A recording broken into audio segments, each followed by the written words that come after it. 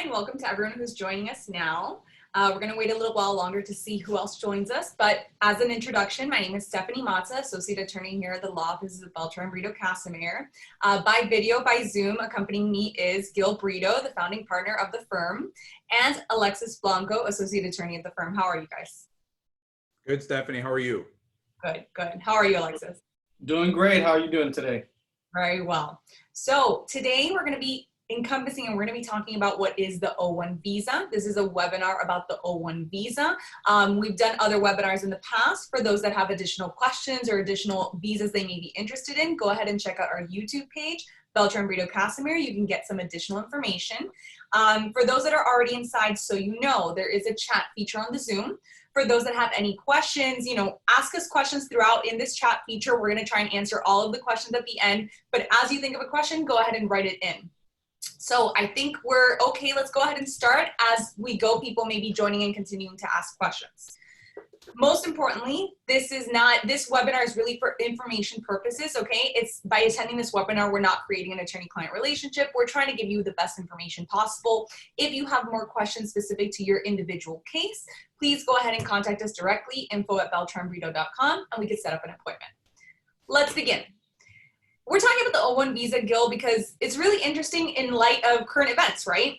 Yes. I mean, Stephanie, so as everybody could see, there's a tremendous amount of immigration change, stress, anxiety happening in the U.S. right now. There's a lot of news reports that there'll be further changes, particularly in non-immigrant categories. For example, certain H-1Bs, certain J-1s. They're talking about affecting STEM OPTs for students that are obviously in science, technology, engineering, or mathematics. And one visa they're not talking about, quite interestingly, is the O1 visa.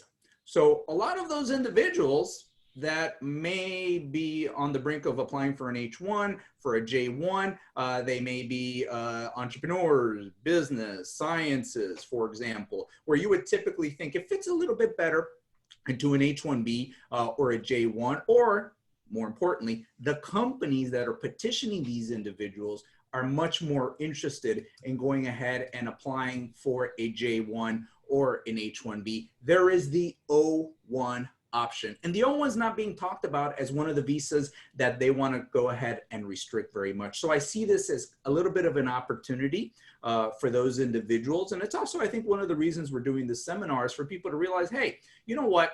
You hear about the O1 being just for artists, entertainers. You hear about the O1 being, wow, I have to be extraordinary. I have to be the very best in my field. For you guys to have an idea, when I started doing this, there'd be about 4,000 to 5,000 O1s issued in any given year.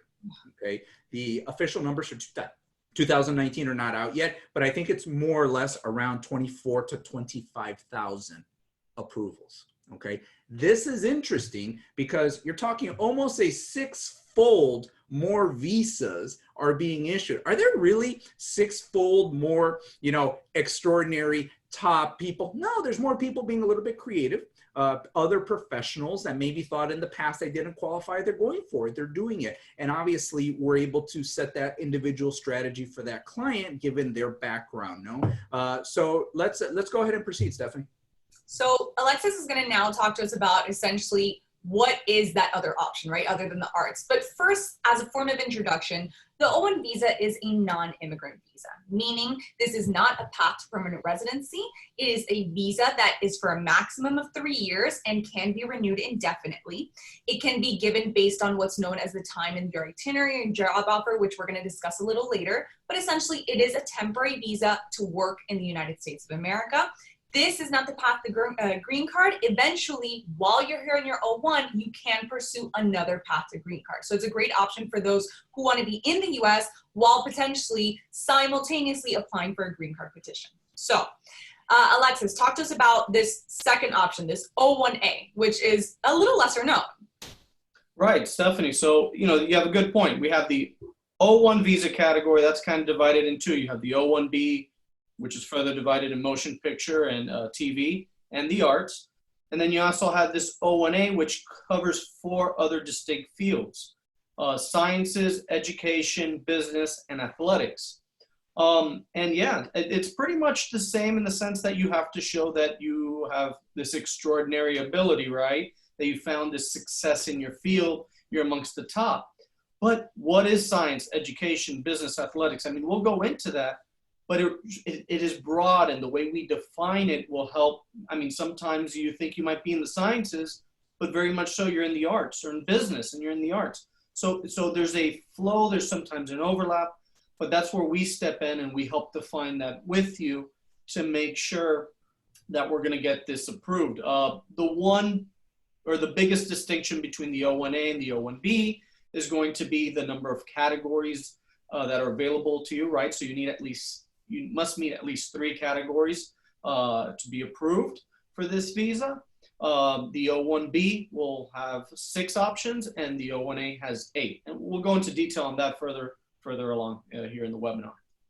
Yeah, but essentially, an overview is, Gil, tell us. Overview is basically the difference being we're going to help you decide which is the category best for you, and don't be surprised if it doesn't apply. Yeah, but kind of also with what I was saying initially there, guys, is, you know what, probably a lot of those individuals that we'd be applying potentially for an H-1B, and maybe they're not going to be able to do so in the future, or a J-1, we're probably looking more at the O-1A category, particularly because typically that is well, let's just call that an employer-centric visa, very similar to an H-1B, okay, where you have a closed visa. You have an employment visa where you are working for a single employer, typically on an O-1A. You're not able to work with other employers. It's going to be a little bit different, obviously, for athletes, where you're going to be in competitions and things of this nature. But specifically for individuals in science, in business world, in education, for example, you're going to have a company petitioning for you, and you're not going to be able to work outside of that. Very different in the O1B and the arts category, because the arts category typically, and depending what category, if we're talking performers, actors, musicians, authors, for example, these are traditionally self-employed individuals. They don't work for one particular company. What does that mean? That means they're probably going to go ahead and obtain what's considered a representative O1 visa. Okay, so let's just get into it a little bit, guys. Let's talk about the different structures. So I'll treat this kind of how I treat any particular consultation when I'm doing a consultation with somebody. So the first thing I like to explain is the different structures that we could do for an O1 visa. And the most important thing for this visa is that there requires a sponsor. Okay, so talk to us a little bit there, Stephanie, about the different types of sponsorship structures we could go ahead and have. Really, there are 3 main components and 3 main types that you can do. The first one is going to be the exact same one that you described, Gil, where the petitioner, sponsor, words used interchangeably, is going to be the same company that's going to be employing you. So they're signing the forms on your behalf for immigration, they're petitioning you for immigration, and they're giving your job offer and saying, this is the person we're going to employ. We call that an employment O1 visa. Then there's also the representative type visa, where this is typical for those individuals who are in fields where they're usually working more of a freelance type position. They have an agent.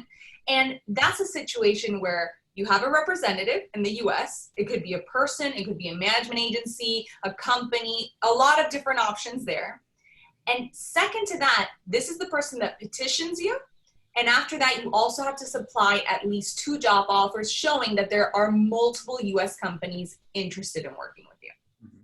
Third is that of foreign employer. Essentially, it is. For a lot of people who may not know, let's say I'm going to give the example of the actor, and the actor is working on a foreign film, and that foreign company needs to film some outtakes here in the US. That foreign company, through an agent in the US that basically represents their interests, can apply for an O1 visa for you. That is a great option, especially in the arts area, because it is this foreign employer putting you into a work here in the US. Right.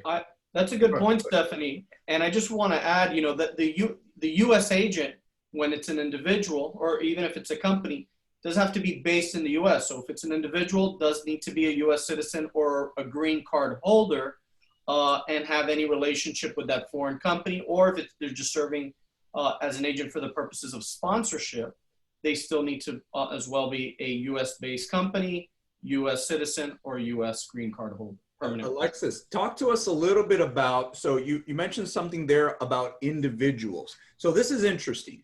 Talk to us about who could be a visa petitioner and in what scenario?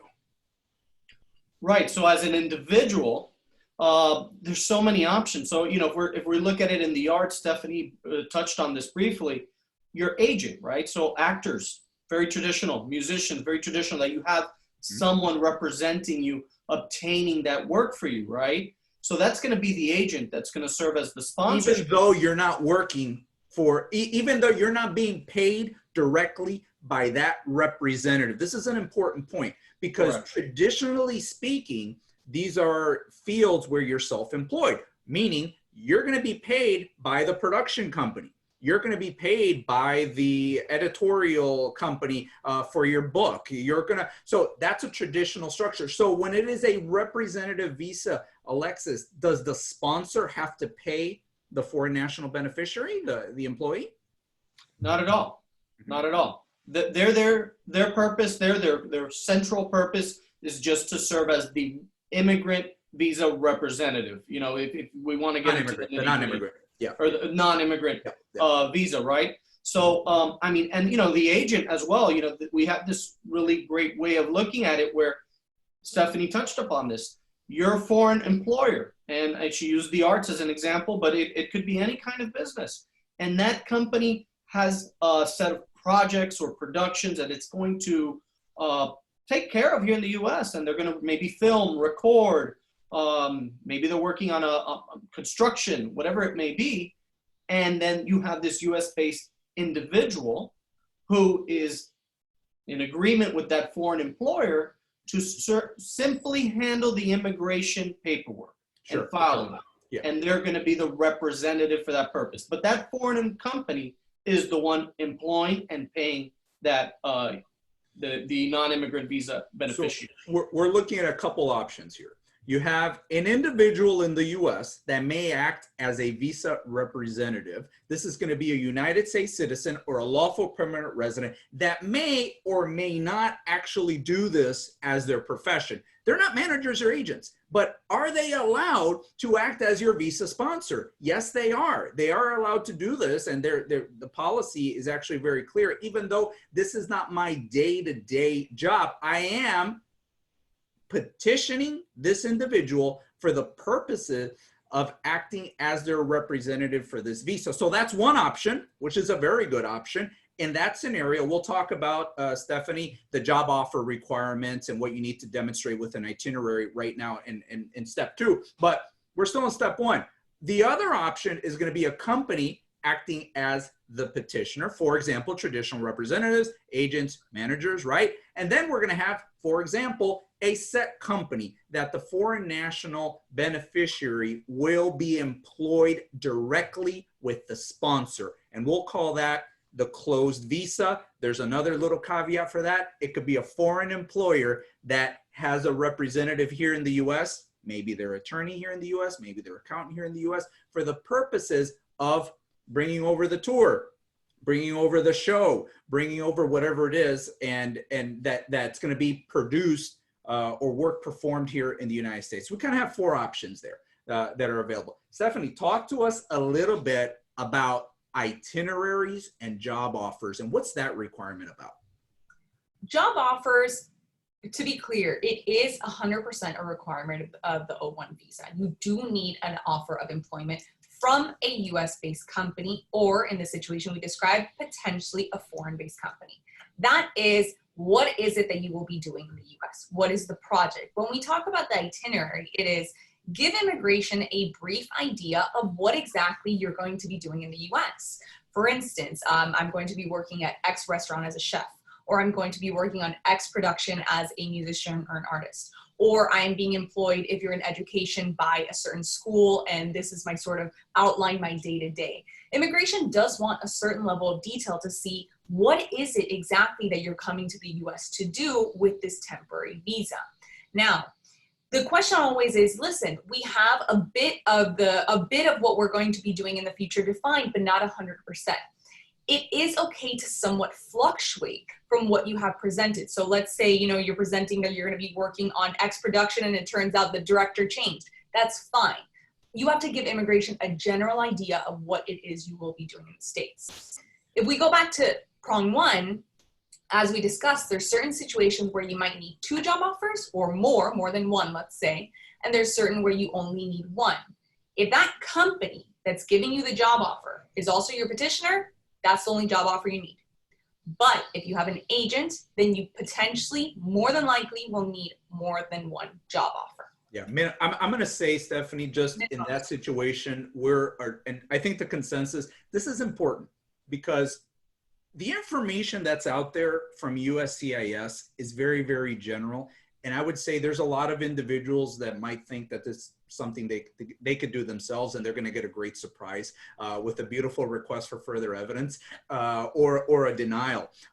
When you have a representative visa, okay, like Stephanie's mentioning, we need to have 2 separate job offers from 2 separate companies, okay? We're not talking about necessarily 2 full-time employment. That's impossible. You're not going to be in 2 places at once, okay? So that's not going to happen. But we're trying to fulfill a 3-year itinerary because they allow you up to 3 years for the O1 visa. It can be projects that are only for 1 year. That means you're going to have 1 year of an O1 visa. But if you have the opportunity to present multiple, and let's just call it not concurrent job offers. So in an itinerary, they're going to follow each other. I like to not see more than 30 days gap in between projects.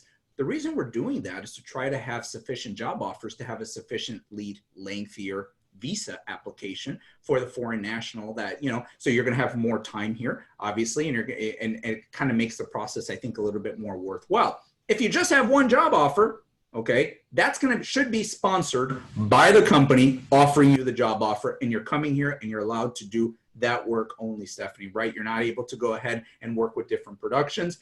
Alexis, when we're giving a consultation to a client and we're talking about this specific requirement of itineraries, how much in stone do these itineraries really need to be? Is there a little bit of flexibility there maybe? There is some flexibility, and you know, it really depends on the industry, right? Not every industry is the same. So, for example, sciences, education, business, that job itinerary, more than likely, you know, you have your 9 to 5, there's a description of your duties, you're performing X research, of management, oversight, you know, it's pretty concrete, and obviously that can change, and there's flexibility. Athletics, for example, well, you have a series of tournaments, for example, whether as a member of a team or an individual, right? An athlete competing. And there, well, you know, sometimes the tournament dates will change, or maybe a tournament doesn't fall through, or you didn't qualify for one, or you qualified for an extra one. So there is a level of flexibility. The purpose Alexis, of or COVID hits and, exactly. And the competitions, you know, are upended and things change dramatically, right? So you have that obvious consideration, you know, real world considerations. Exactly. So immigration is understanding of that, and there is that flexibility. And like Stephanie mentioned, maybe if you're in the arts and you're working on a set production, the director might change, or maybe the name of the production changes, or you added, you know, a second album. That's okay, and that's going to be part of the process. It's just knowing and understanding that each industry works differently, and presenting it and adjusting this. You know, we're tailoring this to your needs, to the non-immigrant's needs. Sure. And that always goes to our point, right, Alexis, which is every case is special. Every case is different. There really isn't 2 cases that are alike, and that's been my experience doing this. I imagine your experience as well.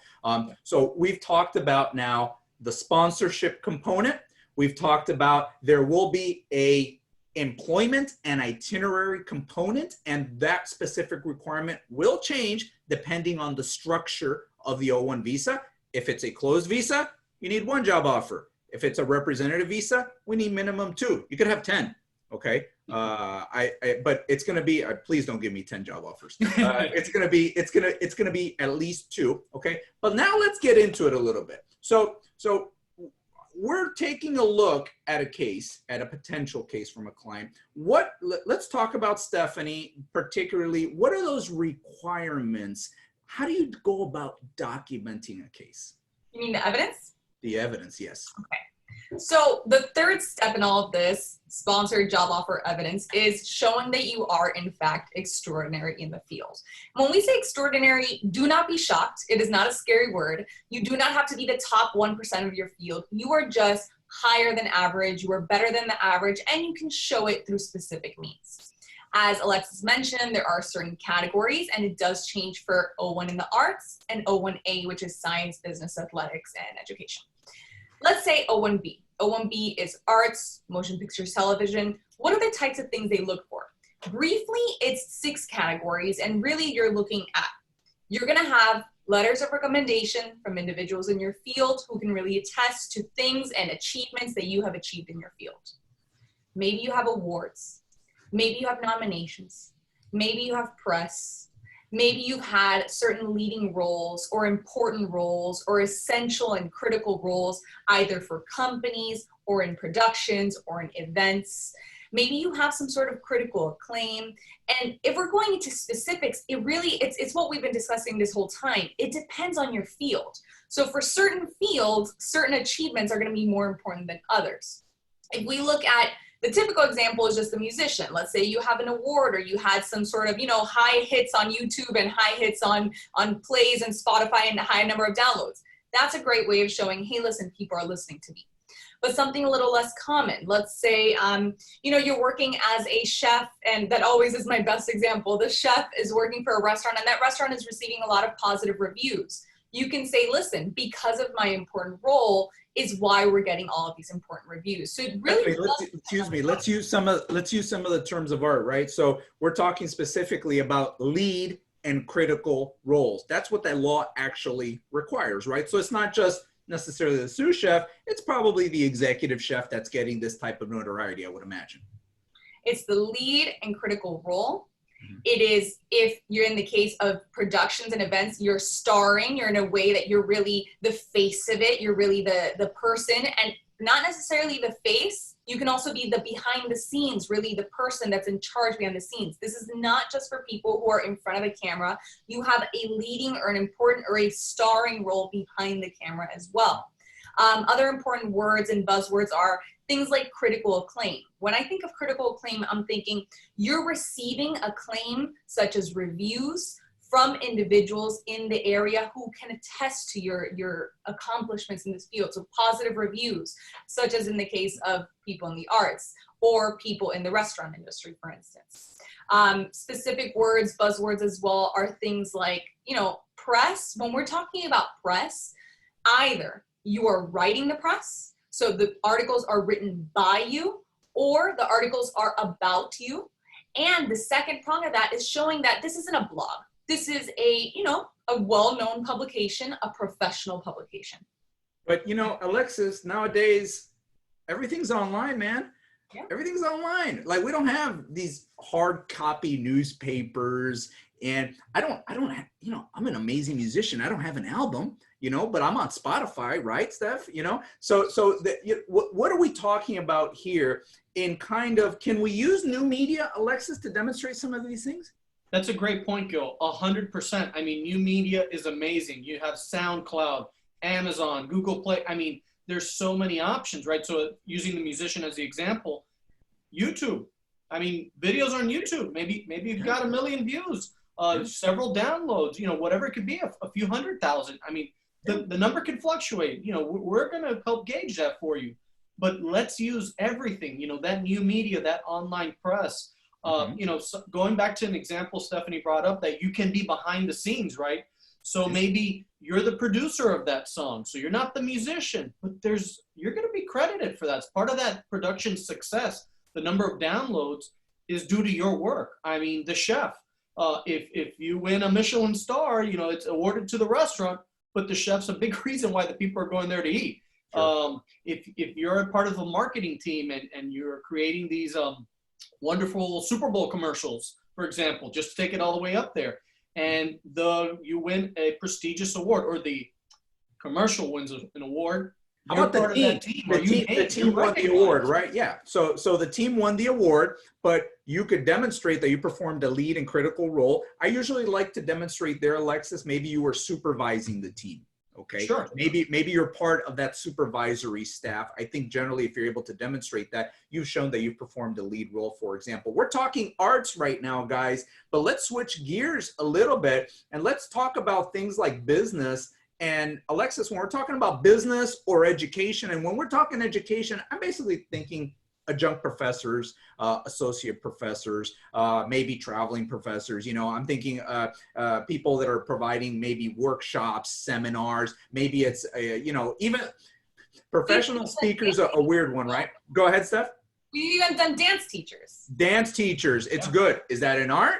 Is that O1A? Is that O1B? That's why you go to the attorney. Okay. Yeah. Let's talk a little bit about this in the professional context. Okay. For a business person, Alexis, there's an entrepreneur. It is not arts. He's got a company. It's a startup. They're gonna act as his visa petitioner. Let's talk about a couple of those items that this individual can go ahead and demonstrate. So it's different categories. It's not the arts categories. It's going to be 8 categories. Let's talk about those 8 categories, Alexis. Definitely. So, you know, those 8 categories, they somewhat overlap with the 6 in the arts.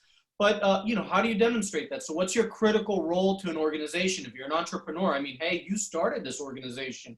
That's important. Yeah. Field of education, maybe you're the head of a department at the university or, you know, on your way up. It really fluctuates. You know, as a published material, I imagine, for a professor. Oh, certainly. So we have published material. What have you authored? Could it be books? Anything that's maybe put in a professional trade journal or in a scholarly article, right? Demonstrating some sort of above average salary. I think that's a really good point there. Most people have that. Judging. So have you evaluated the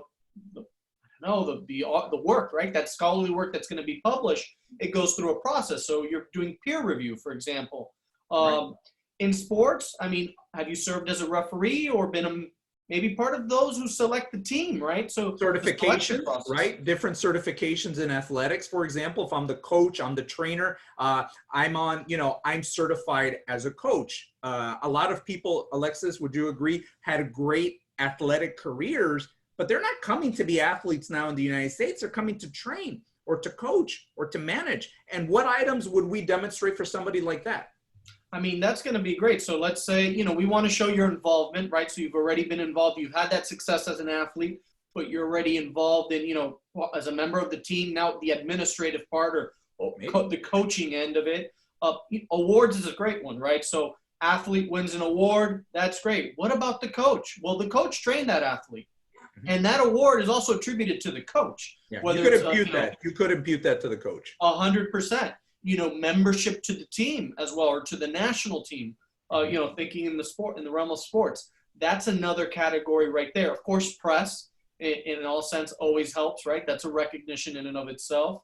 Also, you know, going back maybe to the sciences a bit and the field of education, even business, any original contribution, right? So, you know, obviously if you have a patent, that's very crystal clear. Great. But yeah. maybe you publish an article and it's highly cited and respected in the field. How about Google Scholar as our friend? I mean, that's our friend. Google Scholar, Uncle Google knows everything. Yeah. And really, that's a great way to, you know, establish and demonstrate that, hey, I wrote this article and everyone's following along and they really love it. And I mean, other contributions could be as simple as maybe you created a process, right? And this process, you know, think of logistics, right, for a business. And this process reformed not only your business, but that industry in your country. That in and of itself is a contribution. Maybe the way you manufacture something or that you process any mineral or gold or oil. You know, those things also can be attributed as an original contribution. Could be the industrial designer that put it together. You know, so exactly. These are titles, and what we're trying to expand here a little bit, Stephanie, is the fact that there's some titles here that you would think, I might not really qualify for an O1, because look what you just said, Alexis. Don't focus on always the product.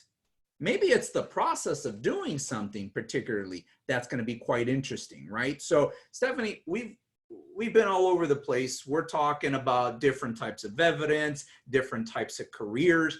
I think there's a theme here, and the theme really is you may qualify for this. Check it out, you know, and it's something, and until you really take a good look at it. And Stephanie, would you agree that how we work with clients, it's not just about if I qualified today. Maybe I could qualify in 2 to 3 months, in 6 months, maybe in a year. So how would you go about working with a client that isn't there yet? We have the situation all the time. The individual sends us their CV, they've showed us a little bit of what they've done, and they are there. They're right there. And what I like to say is that we like to help you create both a short-term plan and a long-term plan. And essentially what we're doing is, a lot of the times, I'm going to give you an example. People have said, I've had the opportunity, people have invited me to judge, but I've never done it. In our consultation, we're going to say, this is everything you have, and this is what you can do in order to make a better case. Let's dedicate the next 4-6 months to go ahead and document this. The great thing about getting the attorney towards the beginning of the process is that we can tell you how to document it. So now it's, listen, I have this chance to go be a judge. I'm going to go ahead and do it. What should I do? And we're going to go ahead and guide you. This is going to be perfect for your case. This is what you're going to get. This is the letter you're going to get. This is the photo you're going to get. So essentially, when we're guiding you, we're telling you, these are the areas where you can improve. And if you can get these little pieces of evidence for me, then we can have a more complete case to present to immigration. A lot of the times, don't be surprised if out of that consultation, it's not, let's do this today, let's do this now. It's, hey, go get me this, and then let's start within the next month. Stephanie, how many times do we hear people that have, in my opinion, spectacular careers that, Gil, I threw everything away. I don't keep any of the badges from tours. I don't have any other brochures of all the speaking engagements I've had. You know, I can't find this. Talk to us. We find creative ways to document cases. If it's there, if the career is there, there'll be different ways to document it. If the career's on the brink, it's almost there, we have different ways to implement strategies to assist you in understanding what type of evidence we need for the future. Guys, we're talking a lot about the requirements. We're talking about the actual, you know, documentation and how we structure a case. Let's get into the logistics a little bit. Let's talk about, how do you apply for a visa? How does this work, Stephanie? Go ahead. You can apply one of two means. You can either, if you're in the United States with a valid non-immigrant status, you can go ahead and apply for a change of status, or you can apply through the consulate. This is an important point, especially for our English-speaking clients. If you enter the US as ESTA, visa waiver, you will not be able to change your status. Meaning, if you want to change your status, you need to either enter with a tourist visa, maybe as a student with a student visa. There has to be some other visa that you maybe they had another work visa. Okay, maybe Exactly. they had a different, maybe they had an H-1B, and the H-1B is capping out. Okay, and they're going to either, and they haven't applied for a green card in 6 years, and they're going to have to go into a different visa category, the O1, and you might go ahead, Stephanie, and change that over to an O. Exactly. The important thing there, and obviously this is our job, we need to make sure that we're submitting this petition before your current status expires so that we can validly apply to change your status. That's option one.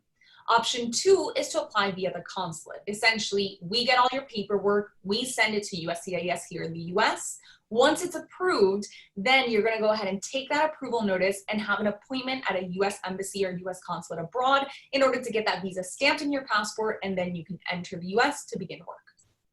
Amazing. Alexis, let's talk a little bit about the family. What family members are able to, let's just say, piggyback the O1 principals visa? Let's talk about that.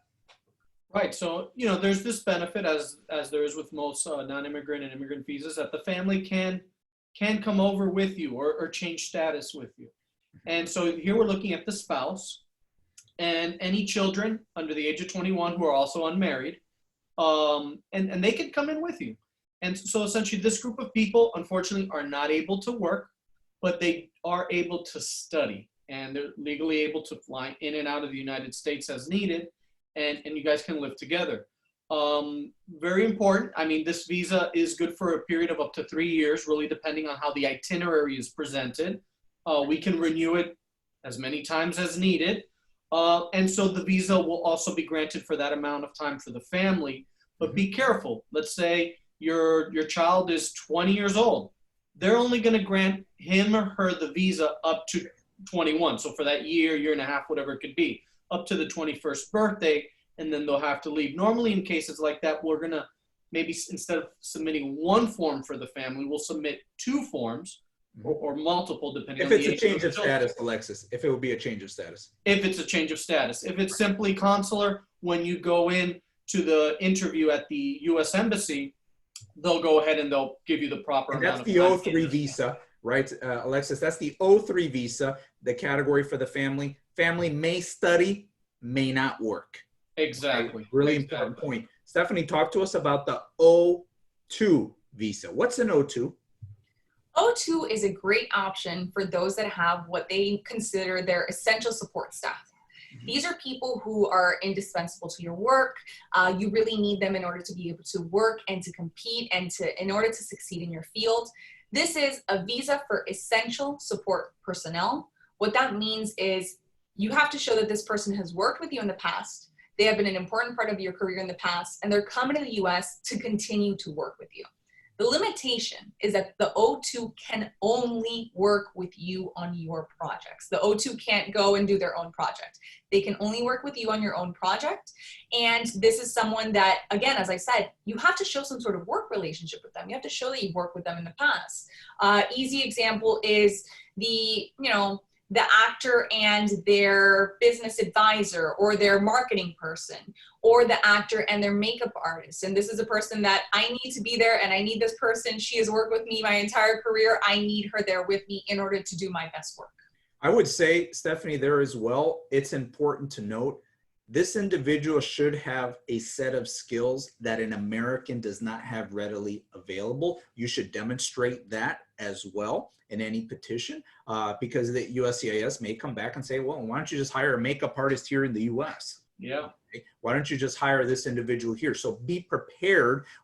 You could bring in, let's talk something interesting, which is I'm an O1 artist and I have my 26 member band, okay, that we're on tour with, okay. Is that possible? Yes, of course it's possible. Okay, that'll be the O1 for the main artist, the O2 for all these other individuals that are actually quite essential to the productions. You've demonstrated they've done this work in the past. They know your music. They know how to work. There's not an American that could just jump in and do that job necessarily.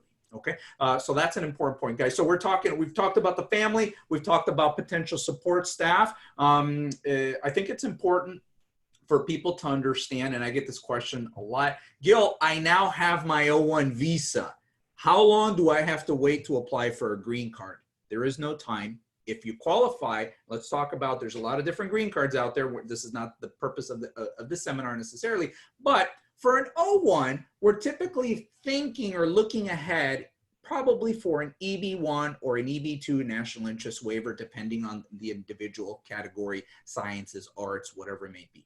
So if we're going EB1, and the person qualifies, I hear all the time, Gil, I heard that I have to wait a year. Gil, I heard that I have to wait 3 years. Or I hear people tell me you have to wait 5 years on an O1 to apply for a green card. There's no way.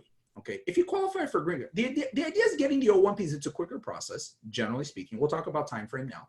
It's a quicker process. We obtain the visa right away. I give people, I say to them when they ask me that question, give yourself a little bit of a break. Okay, to just let's assimilate to the U.S. a little bit. Let's get about 6 months more or less, and then we go ahead and start. There's not even a 6-month limitation. That's a Gil Brito limitation. I'm like, hey, maybe you should just take a step back, start your job, start working, everything's flowing, and then we'll go ahead and pick it up in a little bit of time. Quite frequently, people wait too long, and then they're going to want to apply for a green card. We can, but they may also have to extend the O1, right? So Alexis, talk to us a little bit about general time frames for an O1 visa. How long does it take? What type of processing? Can we pay a little extra money to process it quicker? Talk to us about that. I'm glad you asked that question because premium processing was temporarily suspended due to COVID, and it's coming back in full force now at the end of the month. So, essentially, once we have everything prepared, we're ready to document. Today, we're submitting your paperwork. Generally, the process takes 6 months, maybe 4 months, maybe 8 months, but on average, 6 months seems to be about right. Sure. Now, if you want to get a quicker response, you want to change status, or you have these projects ready to go, you need to be in here ready to work on that. You can do something that's called premium processing, and you're going to get a response within 15 days.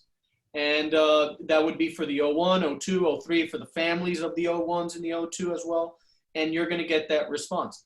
Now, do you have to pay a little bit extra? Yes, immigration does charge extra for that. We do not. There's no need to. It's just one additional form.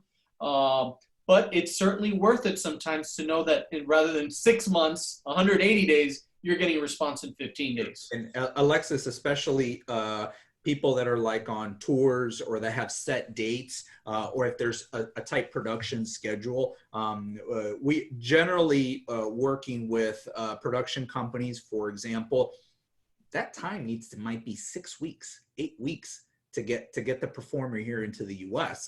That's possible as well. If the case is ready documented, if it's ready to go, if we have the job offer, if we have the sponsor, we have premium processing as an incredible tool. You pay a bit of more money, you get a decision in 15 days.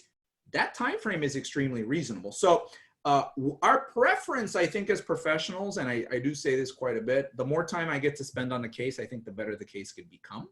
Okay, so that's always good, but sometimes we don't have that luxury, and we have to like kind of move things along a little bit. Guys, I think we've covered most of the O1. Why don't we take a look at some of the questions? Go ahead, Steph. I'll go ahead and tee them up to you guys, okay? So, Yes. Gil, can I build my case in the long term? This is a question from Paul. Yes. Amazing. Yeah, we work. I have some, it's so funny. I was reading an email this morning from somebody that we give a consultation to probably 6 years ago. And they're like, hey, Gil, I'm finally ready to do my O1 visa. So that's the extreme long term. And I think a couple of years is probably very, very fair. If you're starting from zero, and you want to have a consultation with us and say, you know what, Gil, I'm at the beginning. I'm really at the beginning of my career. How can I work my career a little bit to kind of fit into this option? And that's something we do quite frequently. That might be, Paul, a multi-year process, okay? And that's the truth. It might take multiple years to get you to the point that we need to have a good case. One thing we do like to do is make sure that the case is approvable. Okay, and we do that, Alexis, by working with the individual and assisting them in building the case. So it's definitely an option. By the way, for those listening, if you're on your cell phone, you can go ahead and click on the screen and the chat option will appear at the bottom. So you can ask questions at this time, okay? Carolina, she asked us a question in Spanish. I'm gonna go ahead and try and translate for you, Alexis, as I go. This is essentially an individual who has a child. The child is is participating in swimming competitions, is with the Venezuelan national team, has gone to 2 international Mundiales, World Cups in swimming, obtaining pretty good places, 8th and 9th place. He's currently 23 years old. The problem being here, I think, let's address that he hasn't been competing lately, particularly not as of 2014. What can you recommend as far as this person? Well, a component that we haven't really brushed upon is, that you have continuously worked in the field, right? There's always a gap here and there, where maybe you have to do additional training or you're injured for, time period. But if you haven't competed since 2014, it's hard to demonstrate that you're going to have that continued success before now in the United States.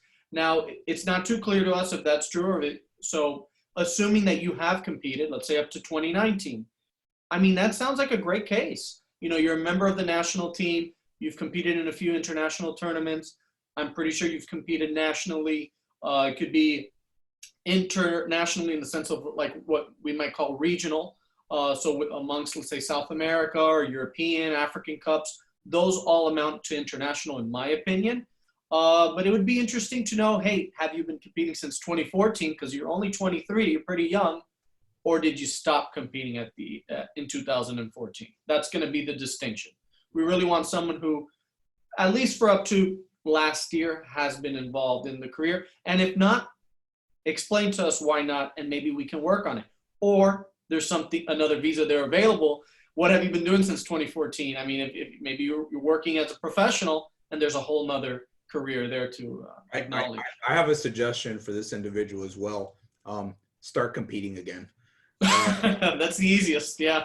Just start competing again. And maybe within a year, you're back at this type of level. You're just like, well, I'm older now. I don't have, there's, so many different age groups for swimming. You could be competing against other people at your level. Okay. Yes. It's not, let's just say, people think maybe Olympic or Pan American game level, like extremely high level of competition. Maybe it's not that level right now, even though you were at one point, but you've continued it on. I think that's interesting. And that's one way to, let's just say, get back into the game, right?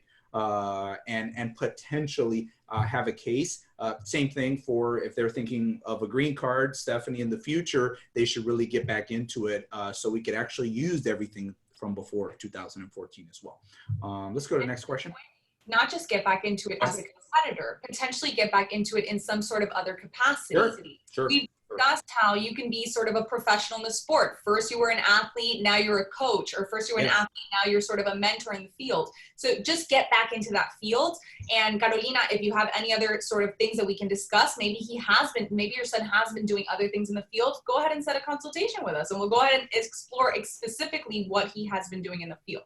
100%. So Paul has another brief question for us. When can I apply for an O1 visa? Is it at any time of the year or at a specific time? Unlike other visas, such as the H-1B, there's no specific time of the year when you have to apply for an O1. Currently, there's no cap, so you can apply at any time of the year. That's our job. We're going to work with you and say, we're ready. This is a great time to apply, or let's get a little more evidence, then we can apply. But there's no limitation as far as when you need to apply. Any time of the year is acceptable, okay? Gil, Reynaldo would like to know an example for an O1 for a public speaker. We do them all the time, Reynaldo. They're fantastic cases. I kind of think what a public speaker, what a lecturer does day to day kind of creates for us the evidence that we need for the case. The fact that you have all these speaking engagements, the fact that you probably have a contract, you're probably a member of some speaking organization. You probably have maybe even your own organization, your own company that you've performed an essential role for. Maybe there's other companies you've performed an essential role for. So I think by and large, your day-to-day activity, usually public speakers have also authored or written something as well. A lot of people might be, and this is just a tip, I think everybody has a book in them probably. Definitely, I would imagine a public speaker has one, self-published. If you had to write a book, what would it be titled? It would be called Uncle Google. I would say that public speakers are a fantastic O1, but is it O1A? Is it O1B? How do we structure that case? What's the future job offer? Okay, you're a speaker, so what are you coming here to do? You probably have speaking engagements you're coming here to perform.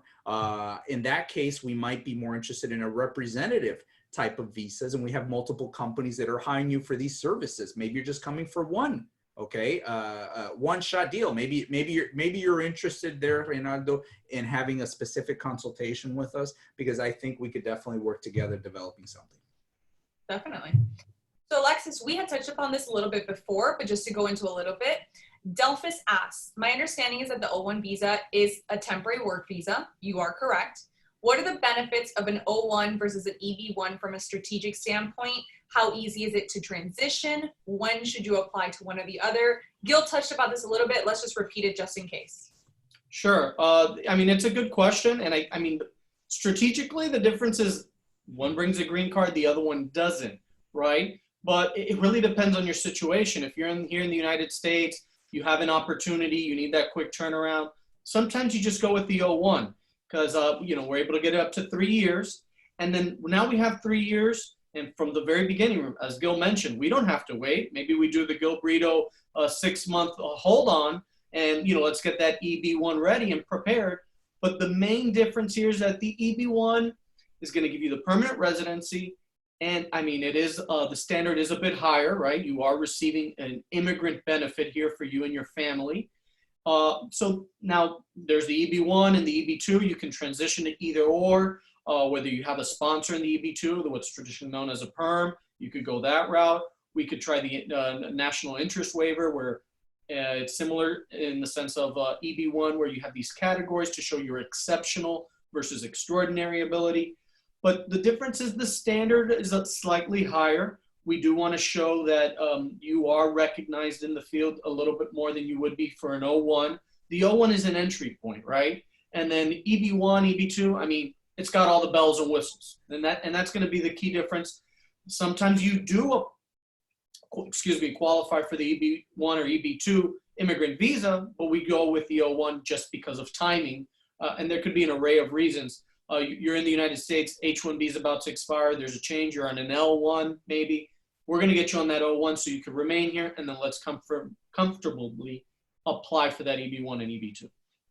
And Alexis, we've even had the situation where individuals have applied for their EB1, they're waiting in line for their EB1, and they say, listen, I have a project that starts next month. I want to go ahead and get my O1, even though I have my green card pending. You can do that. You can apply for the O1 after applying for the EB1 in order to come in, work on a specific project while you wait for your green card. O1 is one of the very few visas that does allow that, which is nice. Exactly, Okay. Stephanie. Sorry. So we have another question from Paul. Does this visa give the opportunity to be a citizen and bring your parents? The O1, as we mentioned, is just a temporary non-immigrant visa, so it does not give this option in order to bring your parents, nor does it give the path to citizenship. That is the green card petition, an EB1, EB2. There are a lot of options, but basically once you have a green card, eventually you can apply for US citizenship, and as a US citizen, you can request your parents. O1 is not the way to do that. After 5 years of being a green card holder, he could apply for US citizenship. At that point, after being a US citizen, he could petition mom and dad. Something important there, does mom and dad work with you currently in your career? And if they do, what we do for a lot of families is we get them O2 visas. You need to show that they really work with you, and they've worked with you in the past, and there's different strategies there for that. And we do that for a lot of parents, and we get them O2 visas. So that might be a more interesting short-term solution for you there. Awesome, Gil. Okay, we have another question from Miguel. This one's a little interesting, Gil. Mm-hmm. He is an international medical graduate. He's currently studying in New York. He's going to need to get his certification, then do rotations, and he needs to do observing in hospital settings. His F1 visa does not support it. Do you think the O1 could be potentially an option? It is probably an option if we're able to document the case and demonstrate, something published. Does his license says, well, he's still sitting for the boards, but the other certifications. You need the job offer, Miguel. Like, that's where the issue is going to always become. You need the company willing to sponsor you. If it's going to be a hospital, an institution of higher learning, if it's, maybe an individual practice group decides to go ahead and hire you. What are they hiring you as? Are we calling you a doctor? What are we going to be calling you exactly with them? If you don't have the boards, I can't call you a doctor. This is an important thing, guys. So let's think about, I'm a psychologist in my home country.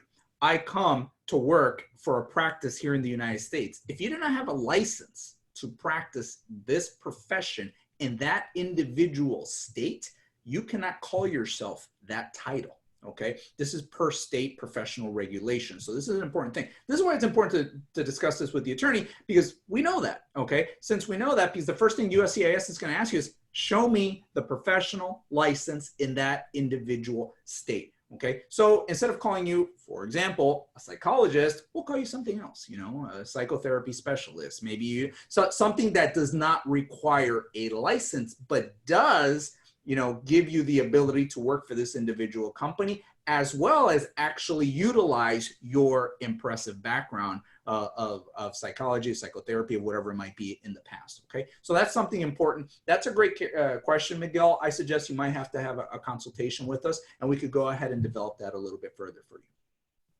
So Kartaya actually was able to join us only a little late. She's asking some questions about transferring from a B2 to an O1.